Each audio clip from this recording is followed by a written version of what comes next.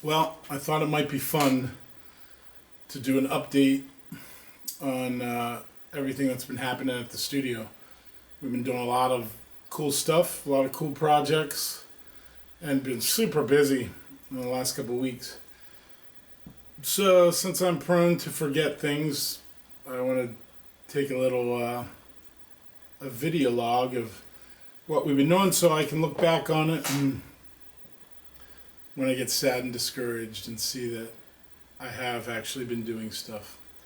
So, anywho, a lot of stuff. We've in the last couple weeks we've worked on sessions for Doug Plank from Crossway Church, Crossway Collective, Matt Monticchio from Pageant Music, Christina Berg from St. Eloise, Frank Cabanas. I think that's mostly what we've been doing in the last couple of weeks. But I wanted to go over a couple of those. Let's see. A couple weeks ago, we're finishing up tracks for Christina Berg from St. Eloise. Worked with her a couple years ago on her full-length album. Had a lot of fun. Did a lot of cool stuff. And she had a couple songs. She moved a couple weeks ago. She moved to New York City and wanted to get a couple songs recorded before she moved up there. So we tracked a few things. We brought in my friend Tommy Leonza to do some drums. He's a fixture in the Lancaster music scene. Great guy and great drummer.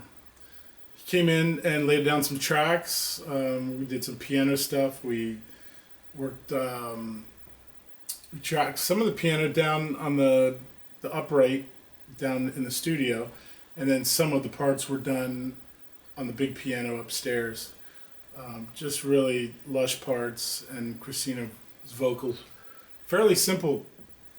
I think the most exciting part of that was we had a bass line that we were trying to get out, and we just weren't, it was difficult to get the feel. We were going to do it on synth, and it was kind of difficult to get the feel playing it. And I said, well, I'll take a stab at it, myself on the bass. So I did. I took my trusty I don't know, boy, what kind is that? Schecter. Is it a Schecter? Yeah, I have a Schecter bass that I like playing. And it ended up, it was a good start. It ended up being a little too bright on the top end and not fat enough. So I have an old Squier P bass that's got Seymour Duncans in it. So I took a pass at it with that. So the cool part of that story was I don't often play on clients' projects because it's sometimes dividing your head in two, and I'd rather concentrate on engineering and getting good sounds. Also, I'm not the best bass player. I just really love to play. But I thought, this will be a good working situation for me to practice. So I played the bass parts and, told Christina if she didn't like them, then we, easily get somebody in to cut them. And actually I was going to pull in my buddy Mike Bitts, who's a killer bass player. Anybody in Lancaster knows Mike Bitts. He was in the Innocence Mission and plays with everybody in Lancaster. And could nail the part simply. So there was really no pressure. Long story short, I played the part and was actually able to play it, and Christina liked the tracks, which again is not in nowhere bragging on my end, because my standards were pretty low, my expectations were pretty low. I didn't think that it would make the part. I just thought it would be a good exercise for me to play. But the part worked, and it worked with minimal editing. So that's cool. That was fun. It took me a couple times, a couple days to do it, and when I say days, I mean, an hour here, an hour there. But initially I wasn't crazy about the bass, the sound of the bass, so I switched it out, like I said. Anyhow, that was cool, but I'm hoping maybe to finish mixing Christina's stuff today, if I can muster up the creativity to do it. But that was a lot of fun. Doug Plank sessions, man, awesome sessions. I'll probably play a clip from a couple of those tracking sessions. We initially started out tracking with Mike Bitts playing bass, Matt Monticchio playing piano, and George Yellick on drums, and Doug playing guitar and singing. And the last project I did with Doug, the Crossway Collective, it took us 2 years to do because of everybody's schedules, and it was pretty. It was it was a lot of fun, and the project came out great, but it just took up a lot of time. So we wanted to do something a little more immediate. So I pulled in some heavy hitters to get us started with some basic tracks, and that worked amazing. That was an amazing session. That there's some videos up from that session. The only problem we had was, from a technical standpoint, I had a hard drive that went bad, which is a whole other story.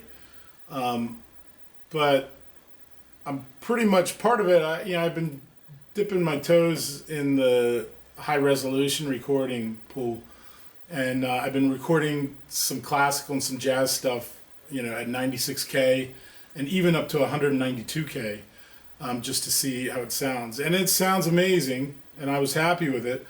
The problem is it's really taxing on your computer, taxing on hard drives. It's a lot of information, particularly for a session like Doug's. We're recording the whole rehearsal period because the guys, it's very immediate. We wanted to get that point where the songs were locked in, but not so comfortable that people were adding parts and they were becoming more complex. We wanted to keep the simplicity. So that means we were rehearsing, and then we would take the best take. So you've got segments of recording that are 20 minutes long, 30 minutes long at a high resolution. All that number crunching on the computer doesn't always bode so well. And in this situation, we had a hard drive crash, which locked us down for probably an hour and a half as I troubleshot and tried to find out what the problem was. And once I found out that that was the problem, we switched over and recorded to another hard drive. The problem is, in that whole process, we lost at least one song that I couldn't get back, which is sad.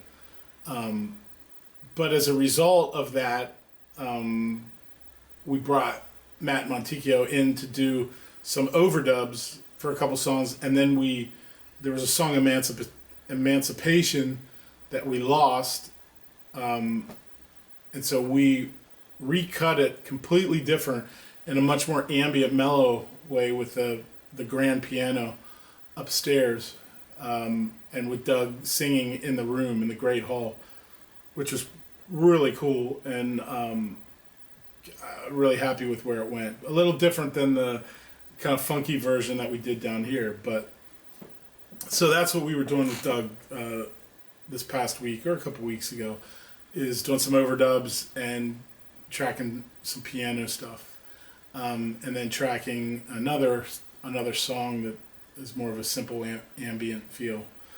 But that, I'm really excited about those sessions because that stuff sounds amazing. The playing is outstanding, and we've got some great players coming in. I'm looking forward in a couple weeks to Steve Bridgman coming in and playing some guitar leads, one of my favorite guitar players, and just finalizing stuff. We've got some amazing new singers coming in to do some backgrounds, and it's going to be cool. So that's that.